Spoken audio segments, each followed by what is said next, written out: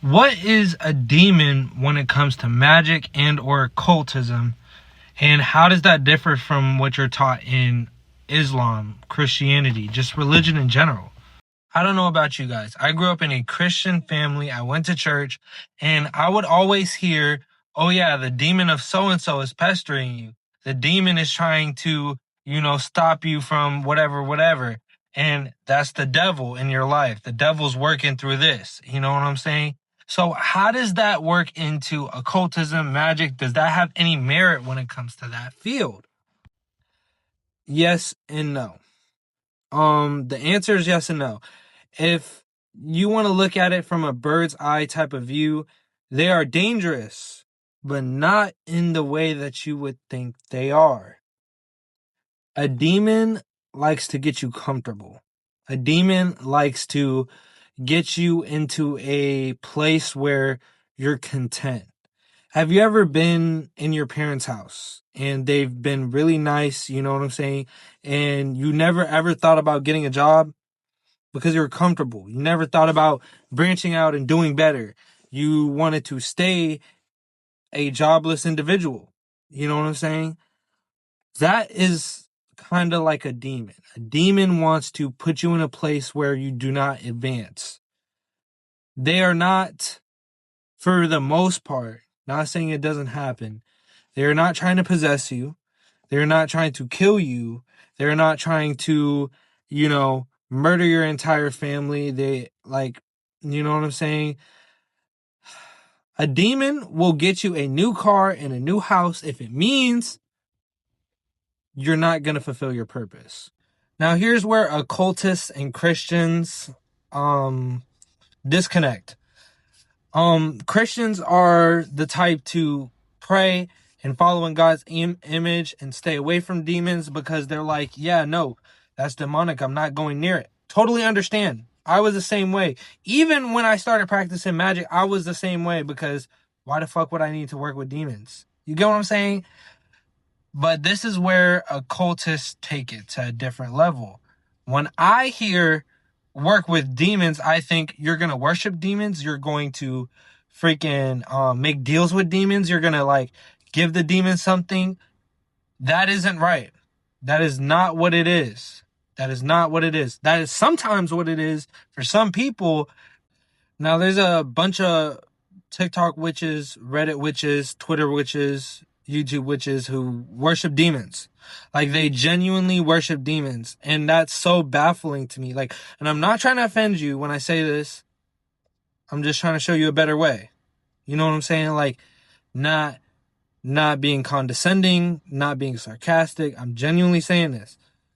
You're worshiping a demon, and to worship that demon, you have to acknowledge that there is a God. Now, if you've had trauma in church, I completely understand it. I understand. You have to look at the divine different. That's a whole different video. That's a whole different video. But let's just say this. You're worshiping this demon because either you believe that they're a pagan god or you just want to be edgy. Let's say you believe it's a pagan god because you feel like all demons are just vilified pagan gods that the Israelites didn't like, so they called them demons and stuff like that. Or the Christians call them demons. I'm going to sit here and let you know right now that is very, very dangerous.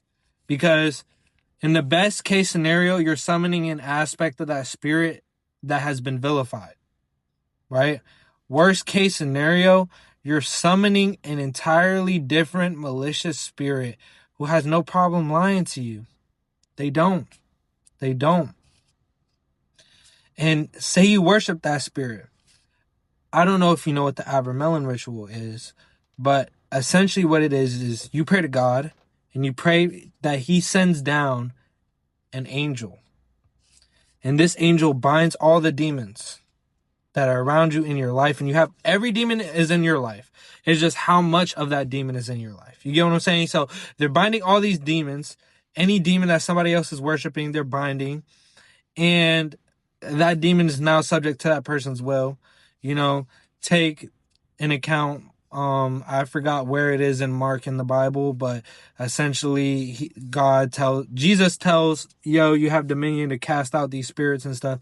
They didn't mean it in a way where it's like you can control and manipulate spirits, but you know how occultists are. So they're gonna, figure out how to use that to manipulate the world. So they bind these demons and they get them to listen to them.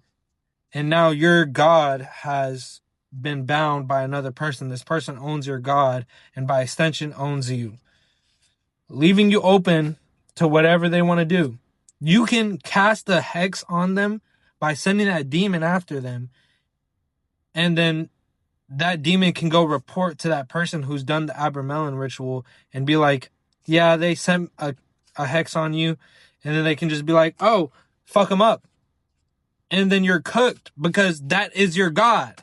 And now you're cooked. Like you're cooked, bro. Like there's no other way to say it. And I understand. Like if you want to be edgy, I can't even talk to you, bro. But if you have trauma with God, bro, that's okay.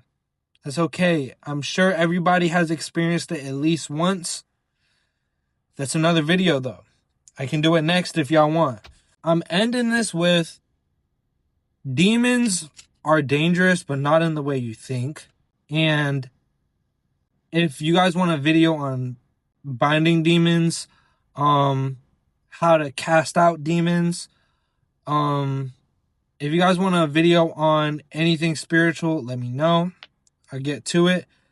If you want a video on the Abramelin ritual, I'll do it. Just let me know.